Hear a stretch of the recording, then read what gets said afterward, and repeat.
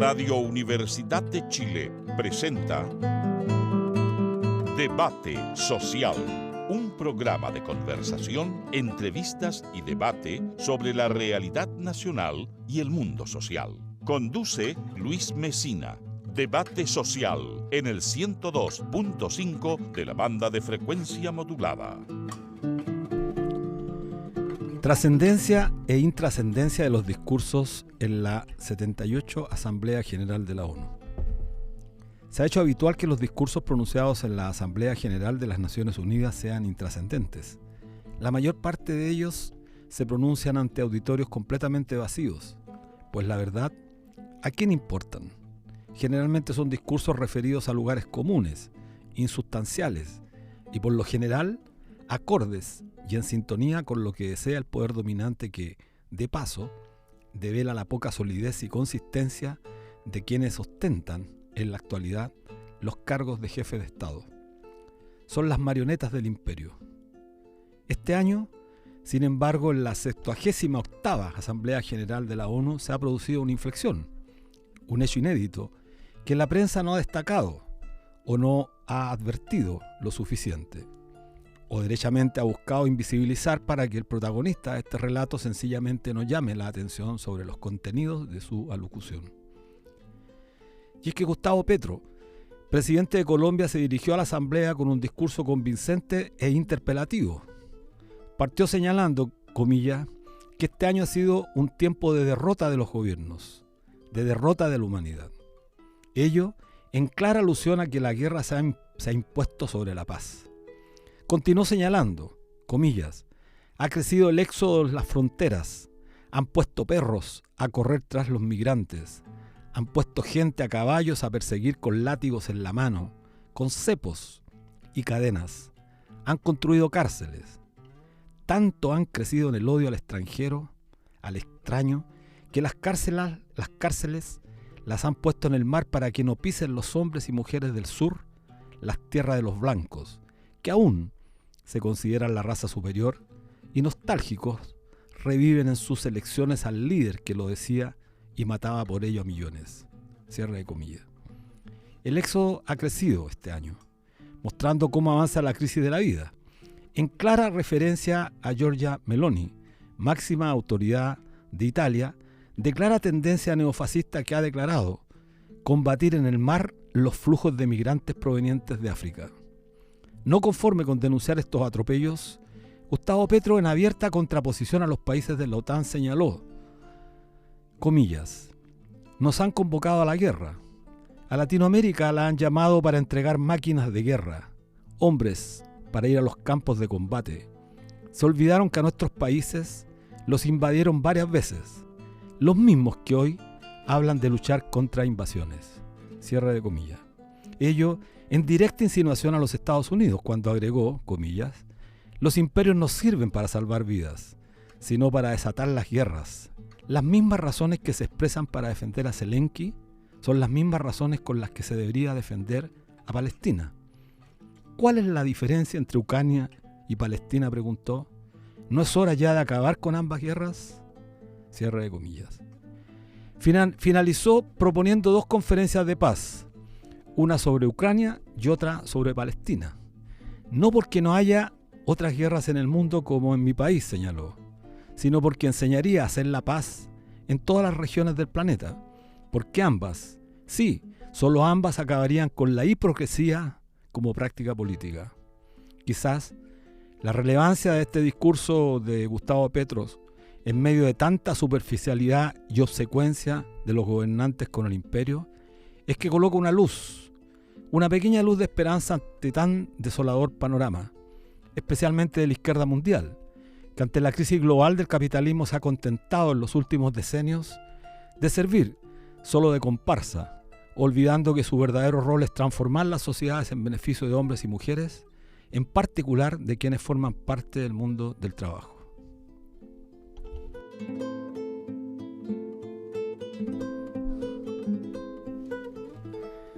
Hola amigos, amigas, ¿cómo están? Como todos los días viernes en un nuevo programa de debate social en la radio que piensa, en la radio Universidad de Chile, en el 102.5 FM del dial y a través de nuestra señal online @.canal, bajo la dirección de la periodista Ana Muga Sáez, en las redes de Javier Márquez y en los controles nuestro amigo Patricio.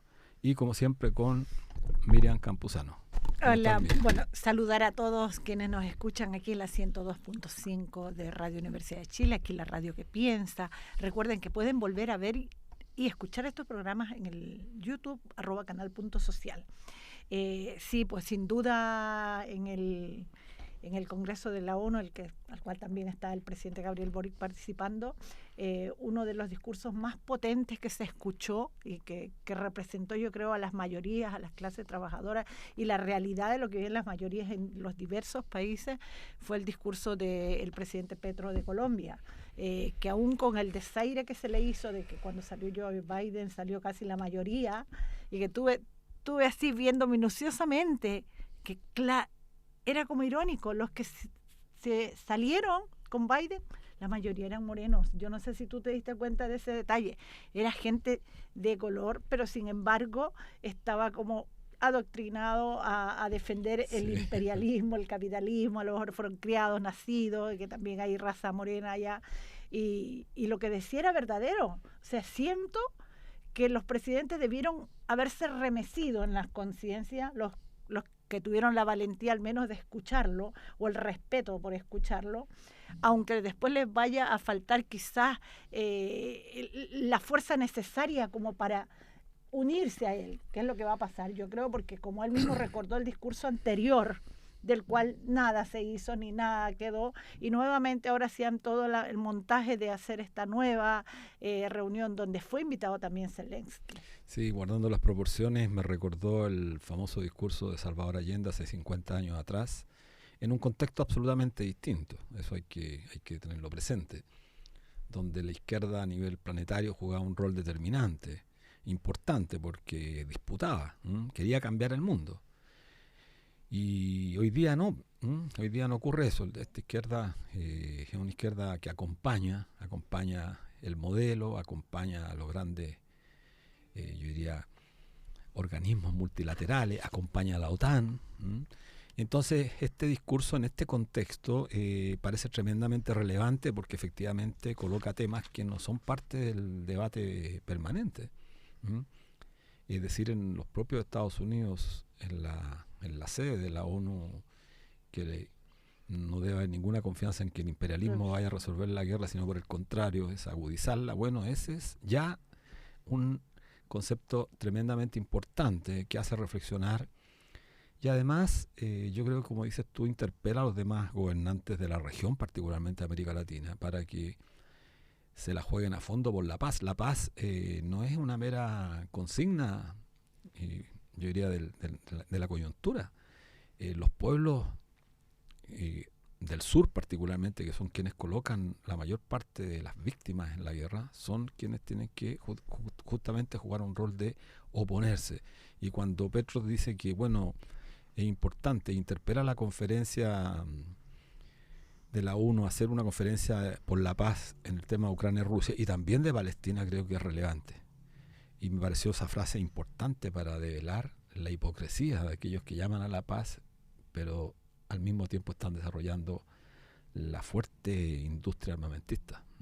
Y otra de las grandes verdades que dijo es respecto también de la epidemia de las drogas. Dijo que cómo nos involucraron a perseguir a los consumidores de marihuana, de coca en los países andinos, y que eran las mafias. Y ahora el capitalismo lo único que trajo a Estados Unidos es la pérdida de tantos miles de norteamericanos y canadienses también, que ahora están en las garras del fentanilo, y que es la epidemia de cómo la juventud se está masacrando por el régimen, y que el régimen capitalista es depredador en todo sentido, en el medio ambiente, en el medio económico, social, de salud, porque todo es negocio. Y eso es lo que debería de prevalecer también en el foco, en los ojos de los gobernantes, que por algo fueron mandatados para ir a aquella... Así es, yo creo que por eso es importante, ya que la prensa poco cubre, para decirlo claramente, en Chile no hay información, todo esto nos enteramos por las redes sociales, y particularmente quienes a veces accedemos un poco a la prensa internacional, pero la gente común y corriente no tiene la posibilidad de escuchar otro discurso, con otro lenguaje, con otra acentuación. Y hay que reconocer que los colombianos sí que hablan bien nuestra lengua, y por lo tanto es un momento interesante, y invitar a nuestra auditoria a que escuchen ese tremendo discurso. Yo quería pasar a otro punto antes de ir con nuestros invitados. La noticia que remeció también de alguna manera a la opinión pública, pero que la remece, como te dijera, en muy poco tiempo, porque la prensa parece inteligentemente o concertadamente trata de acallar estas noticias. El hecho de que 2 carabineros se encuentran entre los 11 detenidos de una organización radical que opera en la zona mapuche. Sí. Esto es francamente increíble, y debiera tener al gobierno, particularmente al gobierno, más que a la derecha, si la derecha está absolutamente comprometida con estas prácticas, pero al gobierno hoy día jugando una estrategia fundamental en el plano comunicacional. O sea, todo lo que se imputó a la resistencia mapuche, las quenche, imputándoles a distintos organismos mapuche, vinculándonos con el terrorismo, bueno, ahora todo esto se desmorona. Se encuentran vínculos de estos carabineros, tanto uno en retiro como en el servicio activo, el otro, con sujetos vinculados al mundo empresarial.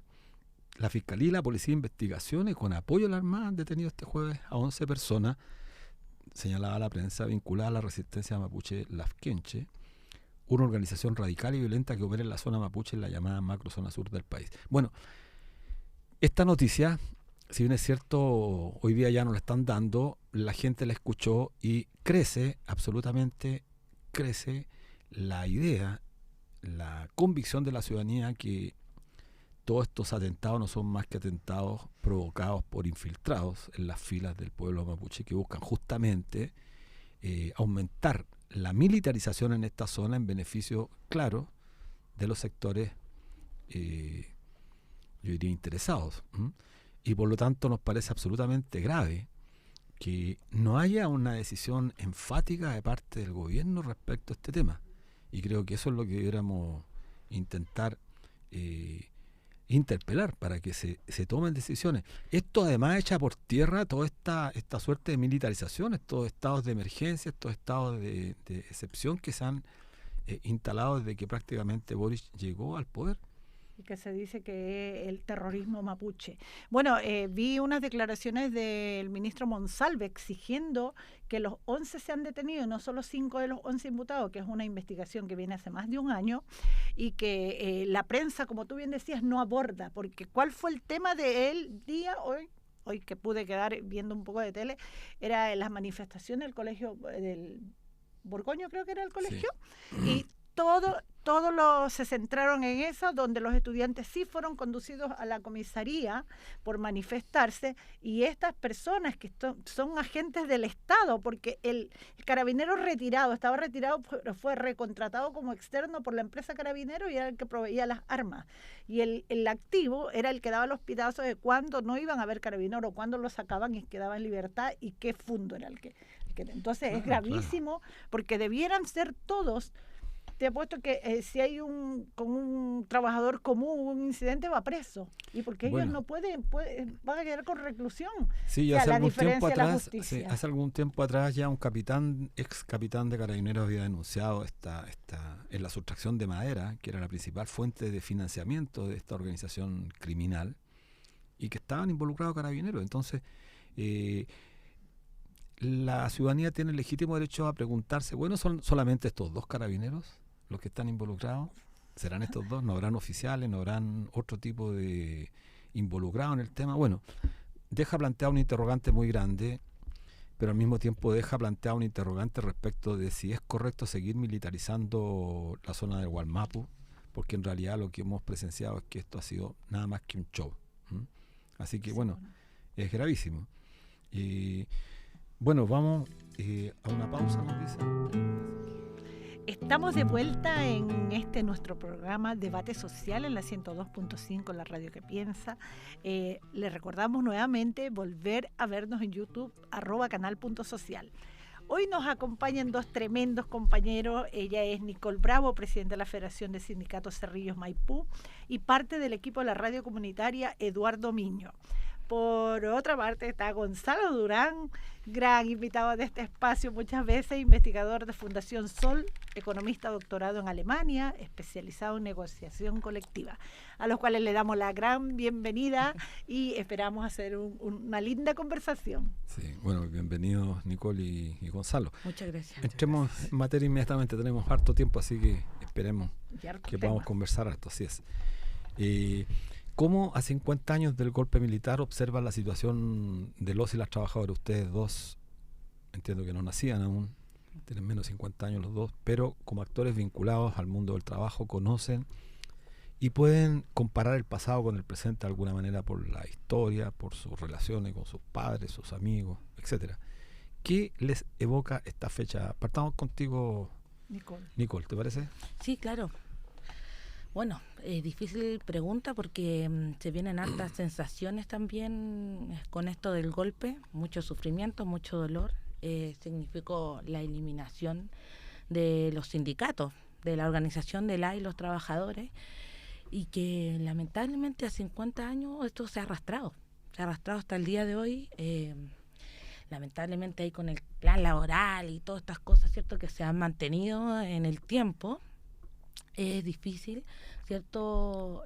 Y se ve la crisis sindical en nuestro país. O sea, estamos en un desmedro total entre el empresariado por acá, los trabajadores por acá, una desigualdad tremenda, profunda y que no cambia.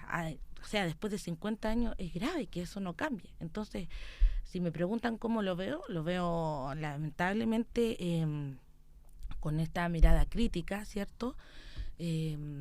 Y que, bueno, no permite, Fundación Sol, de hecho, hace muy poco sacó unas cartillas diciendo que el 95% de la empresa en nuestro país no está sindicalizada, no tiene sindicato. Entonces, eso nos muestra la gravedad de la situación a 50 años. Ahora, lo que tenemos que hacer es cambiarlo, por supuesto, porque ya 50 años es demasiado. Es un proceso muy largo y que ya hay que levantar la cabeza, ¿cierto? Y hay que comenzar a hacer cosas. Sabemos que por el lado de la institucionalidad está difícil, pero... Vamos a ir a ese tema, Nicole, claro. Pero gracias por la reflexión y la respuesta, Gonzalo. ¿Qué te evoca a ti? Bueno, al igual que Nicole está toda la parte que fue la violación de los derechos humanos, el exterminio de los dirigentes y dirigentes sindicales, y con ello también ideas revolucionarias que venían de la época, ¿no es cierto?, del gobierno del presidente Salvador Allende y la Unidad Popular, ideas que hoy en día está todavía una deuda y falta mucho por lograr recuperar esa agenda que había en esa época. Yo rescato, por ejemplo, de la época del gobierno de la Unidad Popular, que fue lo que finalmente destruye la dictadura, cuestiones tan notables como, por ejemplo, lo que era el poder que tenían los sindicatos en dirigir también el destino de la sociedad, y por ahí también la negociación colectiva, que era muy importante. Hay que recordar que ciertos logros económicos, yo me quedo con 2 logros económicos que nunca se han vuelto a repetir. En primer lugar, la distribución del ingreso, cuánto queda para los trabajadores y cuánto se lleva el capital. Subió la participación de los salarios hasta más de un 60%. Hoy en día la participación de los salarios en el PIB es solo un 40%. Entonces ese es un indicador que nunca más se volvió a repetir. Y por otro lado, lo que sucedía con el desempleo, que se llegó a niveles de 3,3%. Eso en economía se llama desempleo friccional. Es decir, que quien busca trabajo lo obtiene. Y si existe desempleo es simplemente porque lo está como cambiándose de pega, por así decirlo. Pero esos 2 logros sociales... Casi pleno empleo, claro. Casi pleno empleo. Son 2 logros sociales importantísimos para la clase trabajadora. Ahora, lo que sucede en dictadura fue un proyecto de restauración de clase, como se dice, ¿no es cierto? Como los empresarios, al ver que la tasa de ganancia está disminuyendo, incorporan todos estos dispositivos, uno de ellos el plan laboral, como bien decía Nicole, y hoy en día tenemos una situación que está muy debilitada en torno a los sindicatos, y obviamente hay un desafío ahí, ¿no es cierto?, por parte de las organizaciones sindicales. Bueno, tocaste un punto, Gonzalo, que uno de los aspectos más destacables efectivamente fue la participación salarial de los trabajadores en el Producto Interno Bruto en el periodo de la UP. ¿Cuál más o menos llegó a ser ese porcentaje que llegó a tener y cómo se logró? Bueno, ahí como lo mencionaba la pasada, claro, llegó a ser más de un 60%. 60% para país como Chile es un porcentaje histórico, pero no digamos que es un porcentaje alto, porque si nosotros nos vamos a las sociedades, que hoy las sociedades europeas, por ejemplo, varios países como Alemania, Francia, ¿no es cierto? Todos esos países donde la negociación colectiva es muy alta, en realidad la participación de los salarios está en torno al 70-75% hoy en día. Entonces lo que sucedía con Chile es que estaba transitando hacia un sistema donde efectivamente los trabajadores iban a tener un rol protagónico en la economía. O sea, ese 60 podríamos decir que era el piso al cual nosotros estábamos llegando, y todo indicaba que, por ejemplo, si la tasa de sindicalización seguía subiendo, íbamos a llegar a esos niveles de porcentaje. Entonces ahí también se intercepta un proceso de transformación social en donde el trabajo tenía mucha injerencia. Eso creo que es relevante, ahí te doy inmediatamente la palabra a Nicole, pero creo que es relevante para nuestros auditores explicar qué significa esto de que después del golpe de Estado, nuevamente la participación en el ingreso bajaron un 40% y nunca más se ha recuperado. Llegamos a casi 65%. Claro. ¿Qué significa eso en términos concretos? En términos concretos, para que la gente, solo para explicarlo rápidamente, hoy en día, de cada 8 horas que se trabajan en la economía, en una jornada de 8 horas, con 3 horas se financian los salarios. Y el resto de las 5 horas que quedan es solo para financiar ganancias del capital. Eso significa que si una jornada comienza a las 8 de la mañana, a las 11 del día ya está lista, ya financiaste los salarios. Y luego trabajas solamente para las clases propietarias, ¿no es cierto?, para los dueños del capital. Eso es lo que, con la situación que tenemos ahora, donde 40% de los salarios en el PIB. Antes, en el fondo, esa relación era más para salario.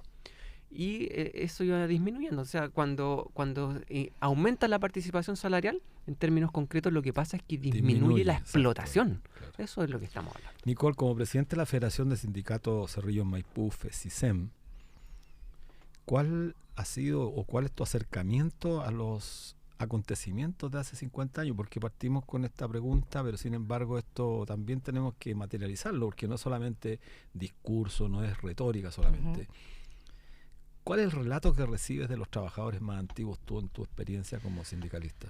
Bueno, yo soy dirigente del sindicato Sintrac Democrático, esa es mi base, pero también, como decía, soy presidenta, la primera presidenta también de la Federación ahí Cerrillos Maipú. Muy importante. Sí. Y ha sido súper potente, porque Cerrillos Maipú fue el primer cordón industrial. Tiene una historia muy importante, sí. Entonces el legado que tenemos ahí es tremendo. Tenemos todavía compañeros que sobrevivieron al golpe, trabajadores y trabajadoras que se organizaron. En las empresas, hay que reconocer, no sé, ahí en el Cerrillo Maipú antes estaba la INSA, que después, pasó a Goodyear, ¿no?, después del golpe.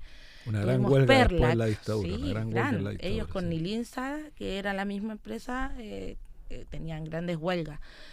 Perlac, una empresa pero importantísima que hubo en el cordón Cerrillos Maipú, ellos hacían alimentos. Ellos se tomaron la primera empresa, Perlac. Que esa es la diferencia también hoy día con los trabajadores, que los trabajadores en ese momento se proponían también el poder. Hoy día no, pasa un tema peticionista, ¿cierto?, de los sueldos, de los salarios, de las condiciones, pero en ese momento era otra la propuesta de los trabajadores y se proponían el poder. Y ellos se tomaron la primera empresa, la hicieron funcionar, la administraron. La mayoría en Perlac eran mujeres, eran 70% mujeres. Ellas defendieron la fábrica, la empresa, y además inventaron un nuevo producto que era la sopa, porque había mucha desnutrición para los niños.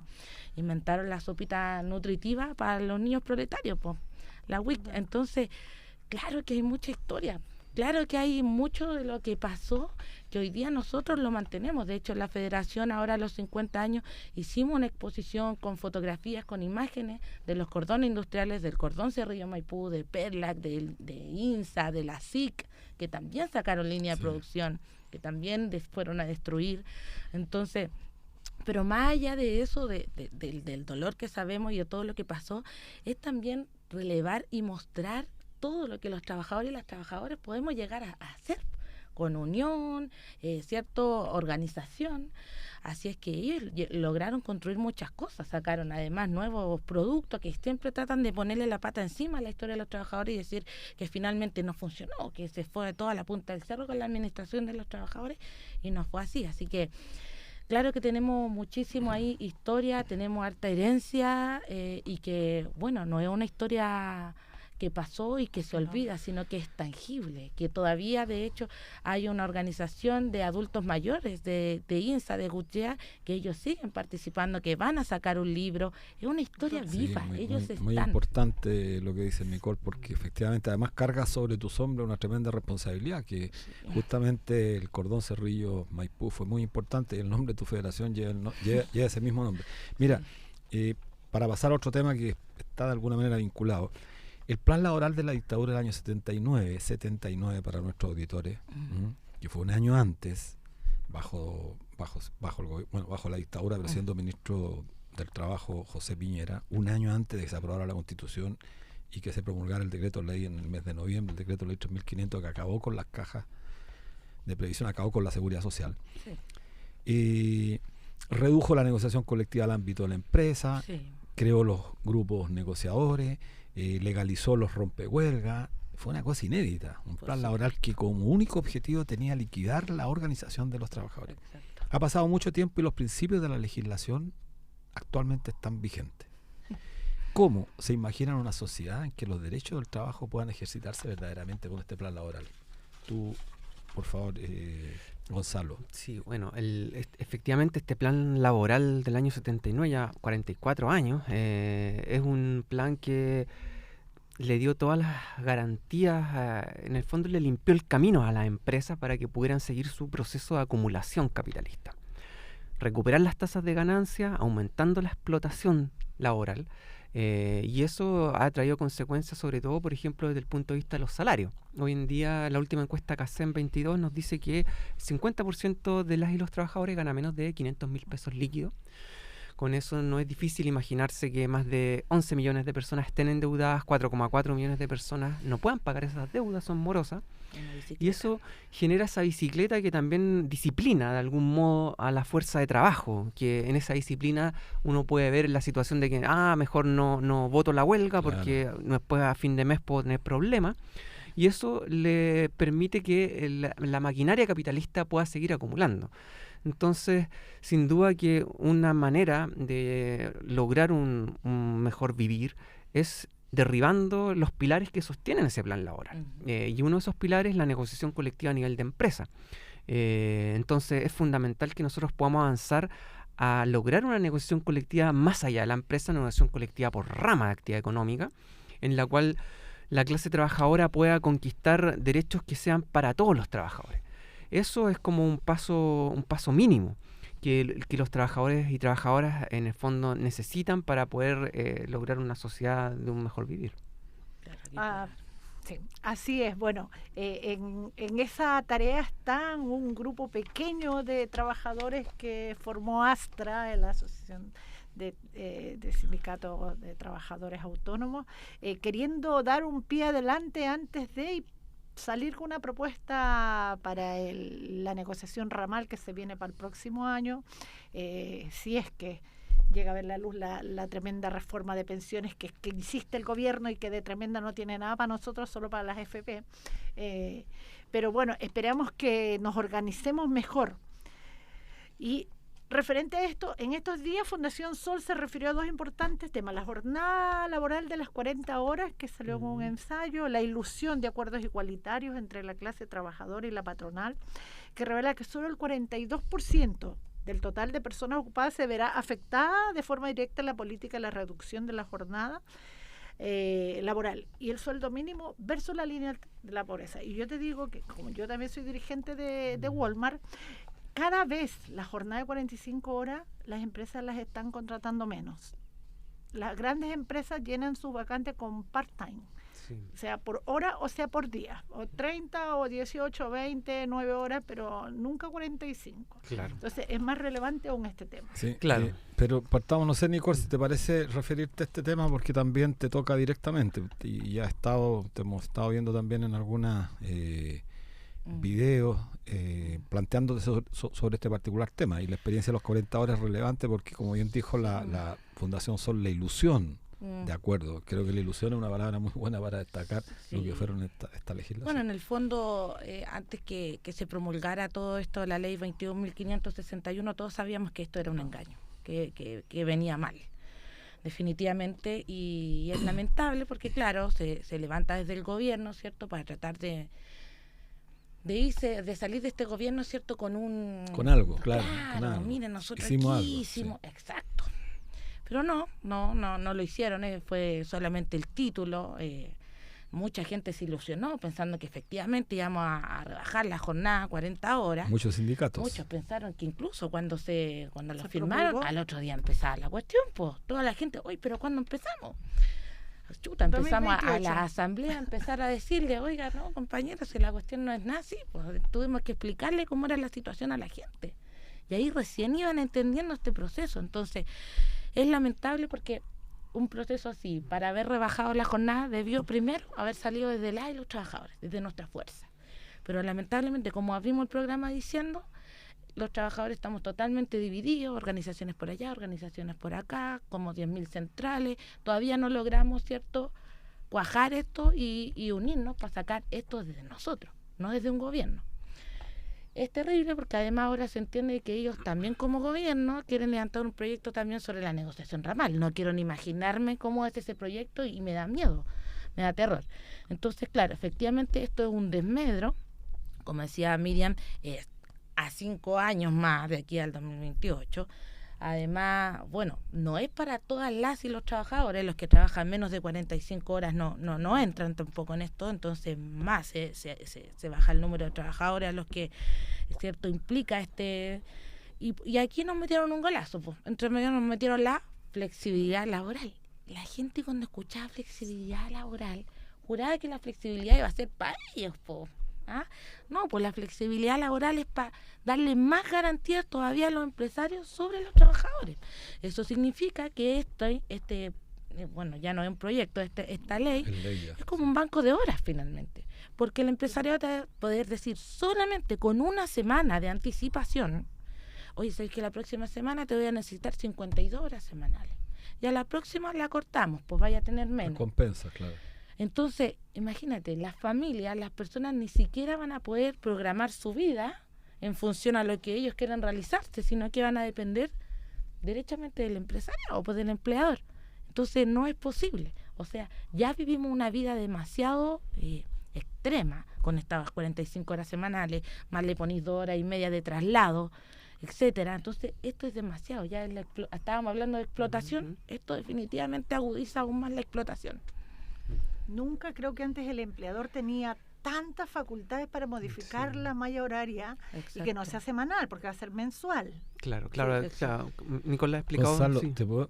Hay una a propósito de lo que decía Nicole, que es muy relevante esto, que fue grandilocuentemente difundido por las redes, no nos olvidemos, los auditores de Radio Universidad de Chile, que vimos a la ministra Camila Vallejo con la ministra Jara, y un baile muy peculiar del subsecretario del Trabajo, Giorgio Bocardo, bailando, sí, tratando de bailar ahí, celebrando las 40 horas. Bueno, quizás van a tener que... las fotos para claro, el futuro, sí, hay que guardar los videos. Mira, pero a propósito de eso, el diputado Ramírez de la UDI, yo diría uno de los más grandes extremistas que tiene la UDI, hizo un video a propósito de la aprobación y dijo, yo también lo tengo guardado ese video, dijo, jamás habríamos logrado esto con Sebastián Piñera. Esto ha sido lo más grande que hemos logrado. Para que este gobierno finalmente accediera y lograra esta ley, le pedimos todo y tuvo que darlo todo. Este video está y luego lo vamos a tener que difundir, porque eso devela qué es lo que fue esta ley que desgraciadamente la opinión pública muchas veces cree en la buena fe y Piñera llegó a tanto, ¿no? Sí, nunca. Y continuamos, porque ahora estamos con la ley de usurpación, la ley antitoma. Es terrible, es la misma cuestión. Sí. Y se están aprobando en este gobierno que se supone que están de pseudo izquierda. Bueno, efectivamente aquí hay un gran engaño, podríamos decir, porque siempre se nos ha dicho y apareció en los medios de comunicación que esta era la ley que reduce la jornada laboral y queda ahí. Una ley que reduce la jornada laboral. Por supuesto que nadie podría ir en contra, ¿no es cierto?, de una ley que reduce la jornada laboral. Entonces, a veces cuando uno sale criticando esta ley, como que dice, oye, pero ¿qué te pasa? ¿Cómo puedes criticar el hecho de que ahora se reduzca la jornada laboral y en vez de trabajar 45 horas va a terminar trabajando 40? ¿A dónde está la crítica? El gran golazo que ellos pasaron fue eso, que en realidad siempre que hablemos de esta ley hay que decirle como lo es. Y su nombre completo debería ser la ley que reduce la jornada laboral, pero también que aumenta la flexibilidad laboral. Sí. Y ahí está la gran ganancia que tuvieron los empresarios, como lo ha dicho la profesora en Derecho del Trabajo, la profesora Irene Rojas. Esto es una conquista histórica de la clase capitalista, que es algo que no han logrado en 100 años de historia. Desde las primeras leyes sociales que tuvo nuestro país por ahí por 1924, que se estableció la idea de la jornada semanal, una jornada de trabajo fija en el fondo, que no te da esto que decía Nicole de tener la incertidumbre entre una semana y otra. Y eso es una tremenda victoria para la clase capitalista, tener ese margen de flexibilidad de, por ejemplo, decir, bueno, nosotros sabemos que viene una semana de alta intensidad de trabajo, entonces en vez de pagar horas extra, esa semana la vamos a subir y la vamos a elevar. Y ahí nos ahorramos la hora extra y aumentamos la intensidad del trabajo. Disminuimos los tiempos muertos y con eso cada trabajador ahora puede producir muchas más productos. Entonces eso de algún modo viene a aumentar también los niveles de explotación laboral, que es lo que hablábamos en un momento. Entonces, para la Navidad, para la Navidad, para todo eso. ¿Cómo le van a sacar el jugo a los trabajadores ahí? Exactamente, entonces ahí tenemos una gran ganancia que tiene el empleador. Y por otro lado, cuando se nos habla de que ahora se va a poder pactar esto del 4x3. ¿Qué significa el 4x3? Que tú vas a poder trabajar 4 horas a la semana, 4 días a la semana, y el resto de los otros 3 los tienes para descanso. Pero eso también nos dicen eso es por acuerdo entre las partes. ¿Y qué significa acuerdo entre las partes? El empleador y el trabajador individual. Todos sabemos que en realidad esa relación no existe y es una imposición. Y cuando tú dices que vas a trabajar 4 días, en realidad los otros 3 días va a quedar como estropajo, y si no quedas como estropajo, lo más probable es que ganando un sueldo de 500.000 pesos al mes como salario líquido, como nos dicen las encuestas oficiales, lo más probable es que esas personas, en lugar de tener una mejor calidad de vida, que es lo que esperaba la ley, van a ocupar ese tiempo en buscar un segundo empleo. Sí. Un segundo empleo. Entonces eso también va en contra. Y finalmente, algo muy importante que decía Nicole, el hecho de que los trabajadores de tiempo parcial no están afectos a esta ley. Y esto significa que hoy en día las empresas, ¿qué es lo que les conviene estratégicamente como decisión de empresa? Reemplazar trabajadores que hoy en día están por 45 por trabajadores de 30, disminuir salario en ese tránsito, y entonces en ese sentido generar mayor cantidad de subempleo. Personas que les gustaría trabajar jornada completa, pero las empresas le dicen no, aquí solamente le podemos ofrecer trabajos de 30 o de 20 horas. Desde la realidad del retail y el comercio, yo te encuentro toda la razón. Yo tengo compañeros que tienen hasta 3 trabajos. Sí. Trabajan en un horario en Walmart, después se van de Corner Shop, de Uber o en otra empresa externa. Y lo de la subcontratación está muy fuerte porque cada vez las contrataciones en el holding es menos y tienen 3, 4 empresas de recursos humanos que les paga por el día. Se liberan todos los pagos que eso conlleva, fueron maternales, licencia, antigüedad y todo. Entonces es una ley hecha a la medida. Respecto de la sindicalización, que es lo que nos convoca a nosotros, el estudio también da cuenta que el 86% de las grandes empresas que operan en Chile nunca han tenido sindicato. Pero además que el 95.3% de todas las empresas que se intentó crear un sindicato fue impedido por represalias y amenazas por parte de la patronal. El sindicato sigue siendo visto como una amenaza para el empresariado. ¿Cómo corregir esa asimetría de poder en las relaciones laborales y cuáles son los desafíos del sindicalismo? Porque algo, la compañera mencionaba, esta fragmentación, esta división, esto de las multisindicales, de las muchas federaciones, muchas confederaciones, muchos sindicatos en un mismo holding. En Walmart tenemos más de 500 sindicatos. Sí, es uno de los ejemplos siempre. Walmart tiene muchos sindicatos. ¿Cómo hacerle, compañera? ¿Cómo empezamos a desatornillar estos 3? Sí, bueno, hay harto desafío. Bueno, todo un desafío en el mundo sindical. Es dar contra la corriente constantemente, lo que conversábamos con Gonzalo hace un ratito atrás. Porque tenemos malas prácticas de parte de los empresarios, tenemos una ley súper flexible, blandengue, ¿cierto?, que no protege a los trabajadores. en un país donde se habla de libertad sindical, de democracia, todo esto así tan bonito, pero que en lo práctico, día a día, en la cotidianidad, no es así.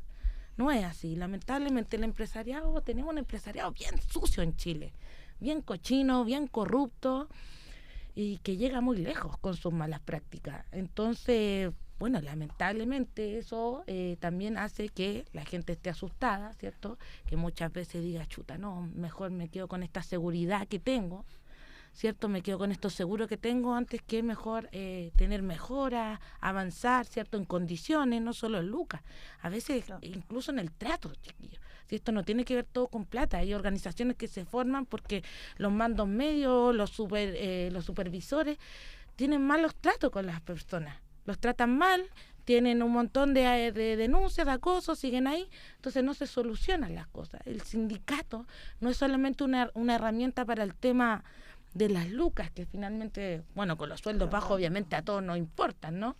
Pero también tiene que ver con muchos otros valores, con muchas otras cosas, como decía, con el trato, con las condiciones de trabajo, con la seguridad, también con la solidaridad, con las redes, con el apoyo mutuo. Que hoy día vivimos en un mundo tan individualista. Bueno, el sindicalismo nos muestra que entre todos los compañeros nos podemos ir ayudando. Chuta, si te pasó esto, ya vamos, apoyemos al compañero, apoyemos a la compañera. O sea, es mucho más que lo que nos quiere mostrar el sistema como una simple herramienta, ¿no? Nos trae muchas cosas. Y también con eso, muchas responsabilidades. Y entre eso el sindicalismo también tiene la responsabilidad de la educación y de la educación popular. Bueno, que también por eso también levantamos las radios autónomas, las radios comunitarias también, para poder expresar, ¿cierto?, los sentires, la organización también de los trabajadores y del mundo en general, del mundo organizado. Entonces, claro que tenemos desafíos. ¿Por dónde empezamos el problema? Porque tenemos todo en contra, pues, y no es porque sí, no es coincidencia. Estos saben que nos tienen que dar un montón de problemáticas para que no sepamos por dónde empezar.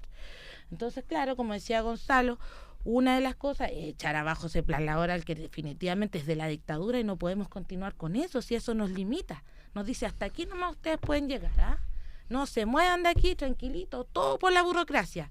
Vayan a hacer fila a la inspección del trabajo, si tienen un problema, vayan a hacer una fila a la dirección del trabajo, y si la dirección del trabajo no lo ve, bueno, vayan donde la ministra, y así nos podemos pasar la vida entera, ¿cierto?, en la burocracia. Pero los sindicatos también tenemos la fuerza, y tenemos las acciones de hecho.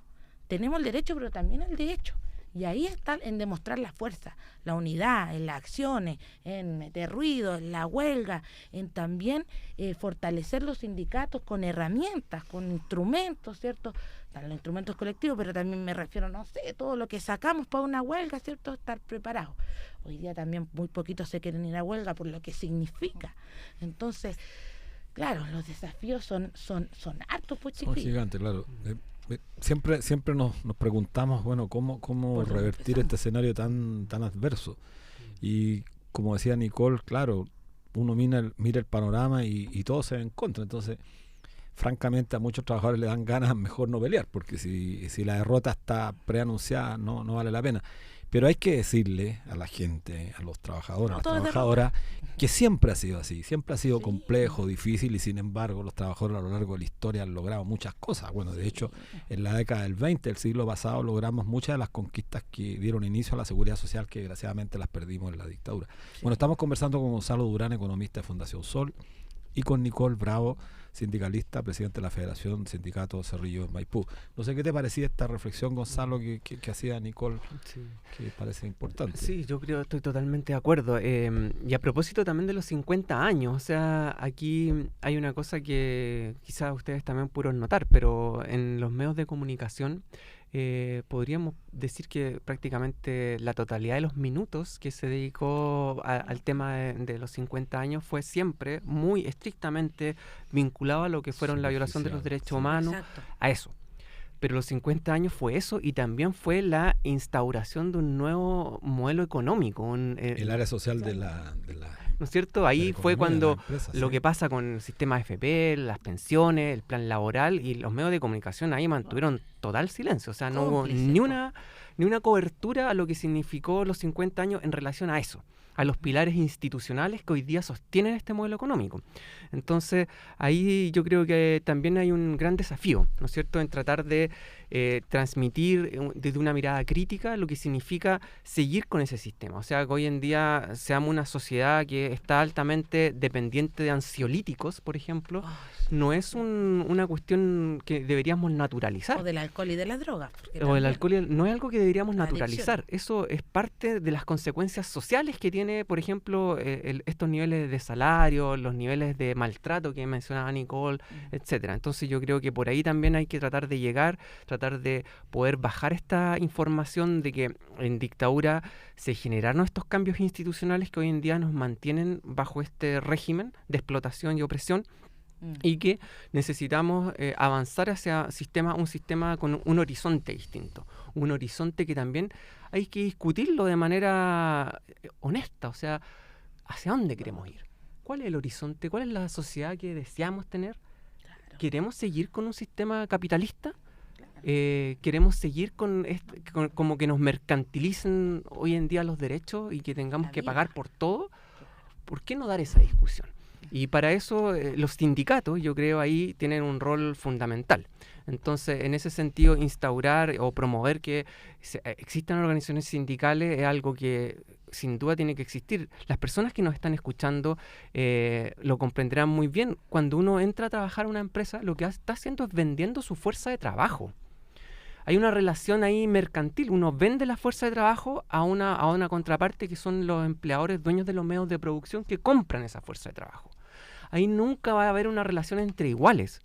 Y por lo tanto, si no existe el sindicato, es obvio que ahí los niveles de explotación y los niveles de abuso van a ser muy altos. Y por lo tanto es muy importante que las personas que hoy día nos están escuchando y que no participan en un sindicato, ojalá que puedan ver que esa es una posibilidad que va a servir para tener una vida mejor. Sí, yo antes, nos va quedando poco tiempo, pero todavía tenemos algunos minutos importantes. Quería preguntarte, Nicole, como presidente de la Federación de Trabajadores Cerrillos Maipú, ¿cómo piensas que se puede impulsar la sindicalización y la participación más activa de las mujeres? Te hago esta pregunta a propósito de que te escuché que te declaras feminista, pero feminismo de clase. Sería importante para nuestros auditores escuchar qué estamos entendiendo por feminismo de clase, porque hay a veces caricaturas respecto al feminismo, hay descrédito, pero la lucha del mundo de la mujer es tremendamente importante. Por supuesto que sí. La explotación y la opresión en las mujeres ha sido tremenda, ¿no? Bueno, el sindicalismo siempre fue un mundo muy masculinizado, ¿no, compañera? Y también ha sido un poco difícil, ¿cierto?, abrir el espacio también para las mujeres. La sindicalización, la tasa de sindicalización subió porque las mujeres, ¿cierto?, entramos a trabajar, ¿cierto?, masivamente, por sobre todo en las áreas de servicio, de cuidado, de educación, y que, se explota también lamentablemente porque a la mujer se le exige muchísimas cosas más, ¿no? Es como la multifuncionalidad, ¿no? Que usted lo sabe mucho ahí en el tema de los mercados, ¿no? Ya la mujer no hace lo mismo, sino que hace como 3 cosas más al mismo tiempo y pues la misma plata nomás, pues. Entonces, claro, y cuando hablamos, compañeros, del feminismo de clase, bueno, yo no soy una gran, no sé, pensadora ni súper... Pero lo que le puedo decir es que, claro, uno con las organizaciones sociales, con las vecinas, con las organizaciones populares que se ha ido rociando, o sea, participando en conjunto, aprendiendo, vemos que, claro, que se habla de las cuotas de paridad, que se habla de la mujer, harto, cierto, que tenemos que... Pero todo esto se habla por acá arriba, pues, ¿no? Las cuotas por acá, la paridad en la empresa, en los mandos, todo es por acá arriba. Pero las mujeres que estamos en la vida cotidiana, que hacemos, cierto, que no tenemos estos grandes puestos, ni cargos, ni cierto, la vida no ha cambiado, pues continúa igual nomás, pues, con el machismo y con el patriarcado, en la misma situación, pues. Entonces, si usted me pregunta el feminismo tiene que ser de clase, porque somos 3 veces más las compañeras, ¿cierto?, que somos de la mayoría, oprimidas y explotadas, y con las faltas de respeto, ¿cierto?, en todo ámbito de nuestra sociedad. Entonces, es el feminismo de clase, pues no es lo mismo que el feminismo en general. Sí, pues la gerenta va a explotar igual a otra mujer. Así es. Obvio. Oye, una última, nos queda un minuto. Gonzalo, quería una pregunta en breve tiempo. Las reflexiones sobre los criterios del gobierno está optando para llegar a un acuerdo a como dé lugar, un poco lo que dijo la Nicole, que a cualquier precio sacaron esta reforma a las 40 horas. También hoy día la ministra está buscando un acuerdo. Dijeron clara y fuerte, dijo el presidente Boric, no más AFP, y ocurre que hoy día están entregando prácticamente 3 puntos más. ¿Qué te parece esto? Para ir finalizando. Es muy criticable porque lo que devela eso es como mantener un sistema en el cual hoy en día los fondos de pensiones son fondos de acumulación de capital. Son fondos que lo utilizan las empresas para enriquecer hoy en día al empresariado, a las personas que son parte de las clases propietarias, y no un sistema que entrega seguridad social. Cuando tú haces una fórmula como la que está proponiendo el gobierno, en el fondo no hay ninguna garantía que las pensiones hoy en día puedan mejorar, y se está pateando este problema hacia el futuro. Ya sabemos que las rentabilidades de los fondos de pensiones vienen cayendo década tras década. Desde el 2020 tenemos rentabilidades negativas, por lo tanto no hay ninguna seguridad. De hecho, todo lo contrario. La seguridad es que de aquí a los próximos 5 o 10 años los fondos de pensiones van a ir disminuyendo. Y pasándoles más dinero. Y el Estado va a hacerse cargo, como hoy día lo hace, del 85% de lo que es el pago de un sistema que está totalmente privatizado. Correcto. Bueno, saludamos a quienes han estado comentando en el chat, a Marcos Díaz por sus excelentes comentarios y a Mario Villanueva. Marcos Díaz dice: la precariedad del salario fue uno de los objetivos del golpe cívico-militar. Bueno, así sí. es que muchas gracias. Hoy me dan un minutito antes de terminar, por favor, porque quería aprovechar de denunciar algunas cosas con respecto a lo mismo que estábamos hablando. Se constituyó el sindicato IKEA, que llegó aquí con bombo y platillo a nuestro país, los suecos, y hoy día los suecos resulta que ya están generando ciertas cosas en desmedro de los trabajadores, están tratando de eliminar el sindicato que se acaba de constituir en las bodegas de IKEA con los derechos laborales que ellos tienen legítimamente, y hoy día ya IKEA, que bueno es socio con Falabella, está agarrando estas malas prácticas que en sus países por supuesto no las tienen, y acá las están haciendo. Así que aprovechamos de denunciar a IKEA, que está cierto ahí como tratando de violar los derechos de los trabajadores, cierto, a organizarse y poder negociar. La Federación de Sindicatos está llevando todo el proceso, Mauricio Rojas está llevando el proceso junto a los compañeros que ya se constituyeron, así que vamos a hacer todo lo que tengamos en mano de derecho y hecho. Y también denunciar las prácticas que está teniendo la patronal en contra de los trabajadores, levantando cierto demandas de desafuero por práctica antisindical contra los sindicatos, una cuestión que antes nunca se había visto.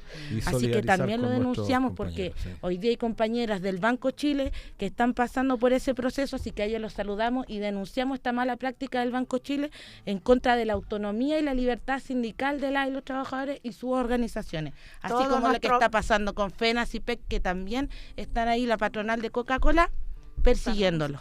Así bueno, que da nuestra solidaridad para aquellos compañeros de trabajadores. Muchas gracias. Esperamos el viernes a las 4 de día. la tarde. Gracias, Gonzalo.